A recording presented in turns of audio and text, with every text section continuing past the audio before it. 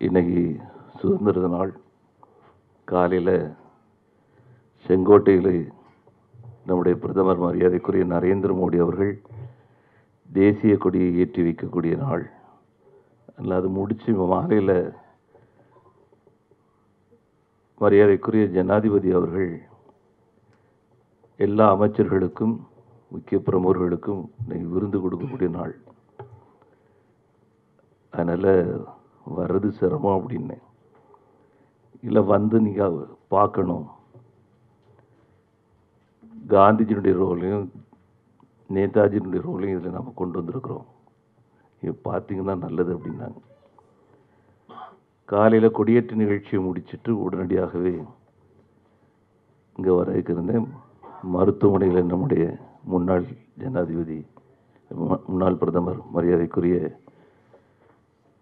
அடல் பிஹாரி வாஜ்பாய் அவருடைய சுகத்தை பற்றி விசாரிச்சுட்டு இங்கே வந்தேன்.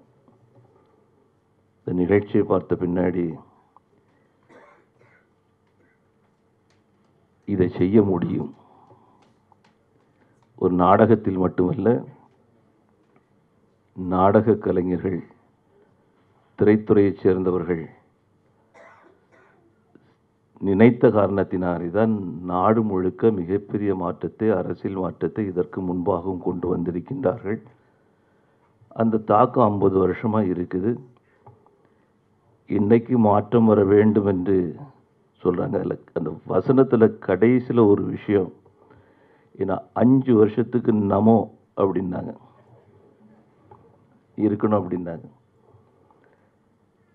அதனால் மாற்றங்களை இந்த துறையின் மூலமாக கொண்டு வர முடியும். அதில் அந்த மாற்றத்தில், இந்த கருத்தில் எனக்கு கொஞ்சம் மாறுபாடுகள் உண்டு. பணம் கொடுத்து நல்லது நடந்தாலும் கூட என்னால் ஏற்றுக்கொள்ள முடியாது. ஆனால் நாடு நல்லா இருக்கணும்னு சொன்னால் எப்படி வேணாலும் பண்ண முடியும் அப்படின்னு சொல்லி இந்த நாடகத்தில் காமிச்சிருக்கிறாங்க. மரியாதைக்குரிய ஒய்ஜி மகேந்திரன் அவர்கள் எனக்கு ஒரு மிகப்பெரிய பாக்கியத்தை தந்திருக்கிறார்கள். நான் சினிமா பார்த்து பல ஆண்டுகள் ஆகுது. நாடகம் பார்த்து ஏறக்குறைய 15 வருஷம் இருக்குன்னு நினைக்கிறேன். இதுக்கு முன்னாடி மரியாதைக்குரிய எஸ்.வி. சேகர் அவர்களுடைய ஒரு ட்ராமாவில் கடைசியில் ஒரு 10 நிமிஷம் தான் இருக்க முடிஞ்சு 15 வருஷத்துக்கு முன்னாடி. இது முழுக்க இருக்கணும், இதுக்காகவே வந்திருக்கிறேன், இதுக்காகவே இருக்கணும் அப்படின்னு சொல்லிட்டு இருந்தேன். பார்த்த பின்னாடி இவ்வளோ சின்ன அரங்கத்தில் இதை போட்டிருக்காங்களே, இதை ஏன் இன்னும் பெரிய அளவில் கொண்டு போகக்கூடாது? காந்திஜியினுடைய தத்துவமும் நேதாஜியினுடைய தத்துவமும் இன்றும் வாழ்ந்து கொண்டிருக்கின்றன.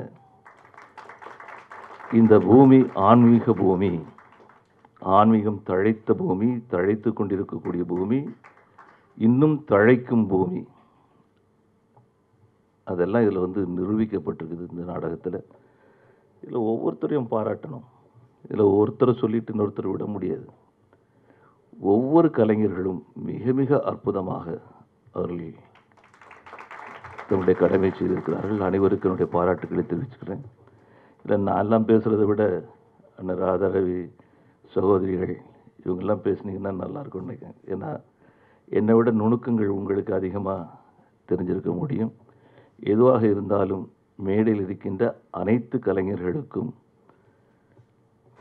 அவங்க வைத்திருக்கக்கூடிய கடைசியில் வச்ச ஒரு விஷயம், இன்னும் ஒரு 5 ஆண்டுக்கு நமோ அப்படின்னாங்க. அது போதுமாங்கிறது யோசிச்சு பாருங்க. நாடு நன்றாக இருக்க வேண்டும், தமிழகம் மகோன்னதமான ஒரு நிலைக்கு வர வேண்டும். இதில் 2 கருத்து.